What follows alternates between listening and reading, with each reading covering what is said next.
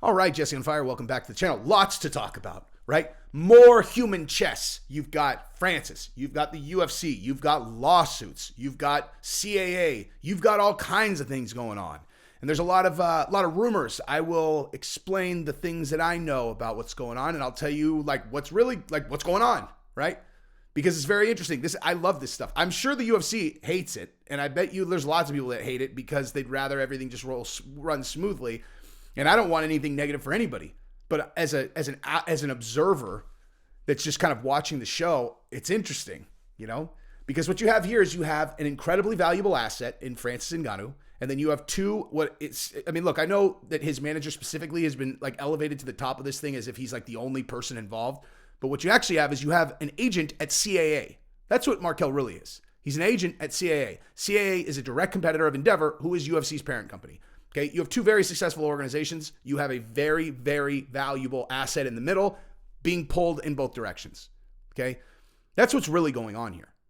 And Francis, I don't mean to minimize him as if he doesn't have a mind. He's an incredibly, strong-minded individual who is making his own decisions and has been in the middle of a game that has always been played a certain way, and in my opinion, to their own detriment in this current situation.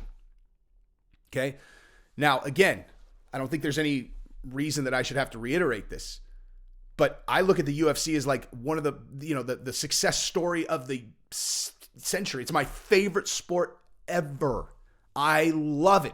And the UFC provides it to me. I love the UFC, dude. I love it. If I ever said anything on the channel and then found out that I was I walk into a room of UFC brass, is that fucking guy? I'd be like, are you fucking serious? I'm your biggest fucking fan, dude. I'm your biggest fucking fan. I don't need this money. I don't need YouTube money. I do this because I fucking love it. I love it more than anything in the world. So if you're bent out of shape at me, that is misplaced, okay? But I can also, as a person with some business experience and understanding people, I can recognize when you've made a strategic error, right? You guys are right 99% of the time. And it's possible that in this case, before I even get into it, because I guarantee you that they are trying to mend their error as we speak, and they are up against an organization that's trying to not let them mend that problem, right? So let me just clarify what I mean, okay? The way that the UFC actually, you know what? Let me rewind. The lawsuit, right? I'm sure that's what everybody wants to hear about. The lawsuit.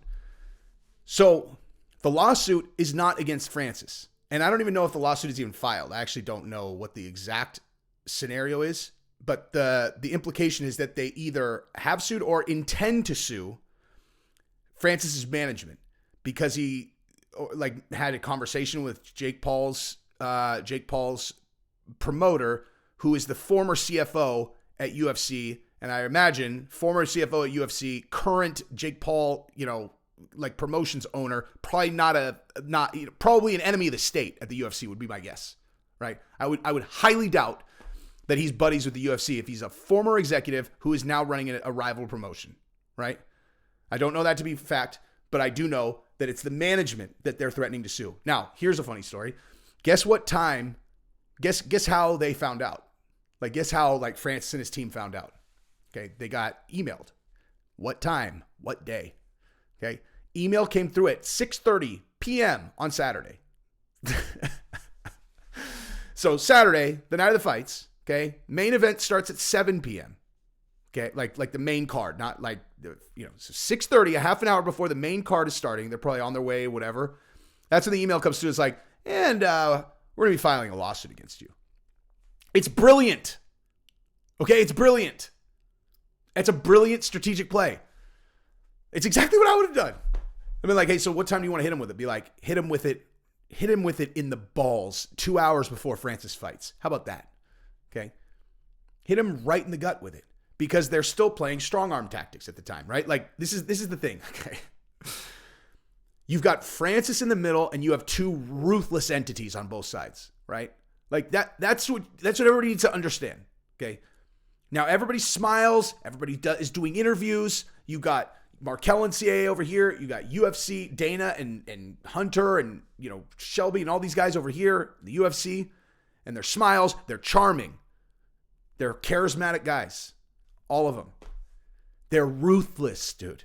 These are ruthless guys. When you look at me, what do you see? Right? You see a dude on YouTube. I already told you I do this for fun.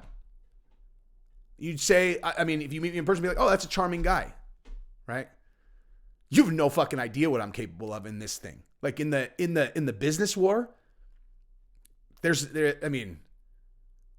ruthless. Okay? A fisherman can spot another fisherman from 100 miles away. Everyone in this story is a fucking vicious, ruthless killer in business. So yeah, send that fucking lawsuit to him half an hour before the main card fights. Okay? Shoot that over there. Then you also have this other thing that happened. Okay, that I would be remiss not to bring this up. Okay. So someone texted Francis' manager this thing that I saw on Instagram that's like some racist weird text message about after tonight after tonight you guys are fucked and you'll even be back at Nordstrom racist thing, right? And I looked at that and I was like, who the fuck would have sent that? Like, who would have sent a text message like that from a burner phone, like a burner number? Who the hell would send that? And it's like, it seems way below Dana. Like, Dana's not going to do that. Dana's not fucking doing that. You know, if Dana sent that text message, I have my read on him is just wrong. There's no way he sent it. Who the fuck would send it? Right? Who does it benefit? And it's either strategy or it's someone on the other side who lost their cool, right? Someone lost their cool, which is totally possible. Fucking people lose their cool all the time. I'm actually not even going to speculate on that text message. But there's a lot going on. This is all happening right before the fight. You got distraction text message. You got, distraction lawsuit. What's really at play behind all of these things, you just have a lot going on. And ultimately, the whole thing is all about Francis, who is and what's crazy, it's like, you hear mo money, mo problems, like that. You ever heard that term? And people are like, gosh, what do you mean more money, more problems? That's crazy. I mean, how could it be? How could you have more problems when you got more money? It's like, well, that's because it depends on where the money comes from, right? So if you secretly have $100 million dropped in your bank account, yeah, that's not going to provide you with a bunch of problems, okay? Your secret 100 mil, not going to provide you with any problems, okay? The thing is that the way you end up with mo money is your profile gets bigger. And you know what comes with bigger profile and your ability to make more money is the ability for other people to make money, okay? People want things from you. That's what the problems are. People fucking want things from you. They want you to do the thing that they want you to do because they can make more money or they can make money, okay? Obviously, that's what's going on. Of course. The UFC wants him to sign with the UFC because they want him an asset of the UFC. CAA wants him to do a huge blockbuster fight. He's going to make a lot, make more money. But, I mean, everyone has a dog in this fight. Everyone. Okay? Now, the UFC has always played strong arm on people because they can. Of course they can. They have the world by the balls. Okay? And what I meant about them making a strategic mistake in this case is Francis is a unique individual. He turned down $7 million. Okay? That's a lot of fucking money. And he says it's not about the money. He fucking take his word for it. What does he want? Listen to him talk in interviews. Actually listen to him. What is he saying? He wants to know that these motherfuckers love him, dude. He wants to feel important to them. He wants to know that they have that they care about him. He wants to feel like embraced by the organization and clear what. And if they're look, I get it, dude. Like I understand. I guarantee that the organization, they're sitting there like, what the fuck does he want, dude? What does he think that we're doing for other fighters that we're not doing for him? Like what is he? I don't even know what he's asking for. And he's just like, I don't even know how to even I know that strong arming him doesn't help the situation. Suing his management doesn't help the situation. That's not a good move. Like, that's not a good move. You're not going to break free. Like, put your arm around the guy, dude. Like, lay the weapons down. Just lay him down, man. That Francis just wants to know that you love him, dude. Like, seriously, like that's like the advice that I would give. I would be like, just hug him, man.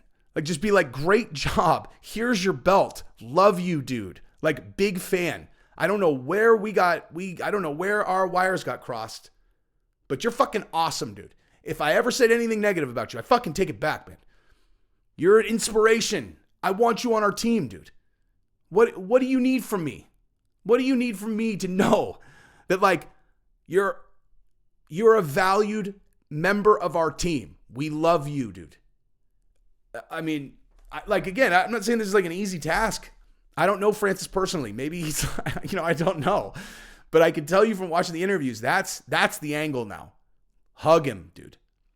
Just show him some love, man. Don't sue his manager. I mean, or do, I don't know. I mean, I don't know. I have no idea I don't even know what happened here. I mean, as far as I know, Tyson Fury is unrelated to Jake Paul's manager, right? So, like, I don't think the Jake Paul thing has anything to do with Tyson Fury. Well, like, I don't even know, like, how would those things? Tyson Fury is the threat here, right? If Francis goes and fights Jake Paul, I'll fucking pay to watch that. But I don't think that's in play here. I don't know, dude. I just know, show Francis some love. I don't even know what the point of this is, but anyway, I love everybody. So ain't nobody better be mad at me. Love you guys.